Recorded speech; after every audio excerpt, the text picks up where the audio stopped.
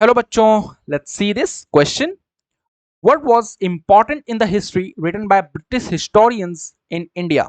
हमारा क्वेश्चन हमसे कह रहा है ब्रिटिश हिस्टोरियंस द्वारा लिखी गई हिस्ट्री का इंपॉर्टेंस क्या है इंडिया में.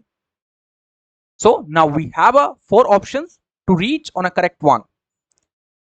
हमारा पहला ऑप्शन कह रहा है the role of kings in making India great country. British historians बताते हैं कि इंडिया को ग्रेट बनाने में किस तरह से राजाओं का बहुत बड़ा हाथ है. Option B, how the British defeated the French and captured India. Britishers ने कैसे फ्रेंच को डिफीट किया और इंडिया को कैप्चर किया. Option C, the rule of each governor general.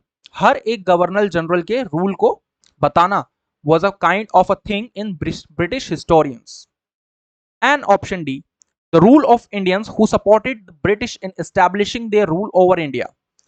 British historians history में उन लोग इंडियंस के बारे में बात करते हैं जिन्होंने ब्रिटिश रूल को स्टैब्लिश करने में इंडिया में मदद की. Let's see the right answer. So the correct answer is option सी.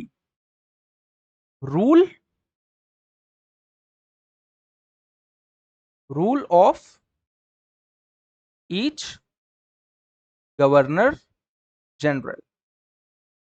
इसका रीजन क्या था? Because there were many policies implemented by the governor generals. तो ब्रिटिश हिस्टोरियंस हमेशा गवर्नर जनरल्स के फेवर में रहा करते थे. इस वजह से option C is the right answer. कुछ गवर्नर जनरल के नाम देख लेते हैं जो कि इंपॉर्टेंट है हिस्ट्री के पर्सपेक्टिव से. Important governor general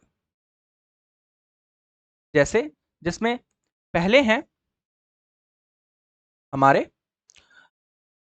Warren Hastings. इन्होंने रिंग फेंस पॉलिसी लाई. हमारे दूसरे गवर्नर जनरल है लॉर्ड वेलेस्ली. इनके द्वारा सब्सिडरी अलायंस लाया गया. एंड हमारे तीसरे गवर्नर जनरल है लॉर्ड डलहाउजी. इनके द्वारा डॉक्ट्रीन ऑफ लैप्स लाया गया.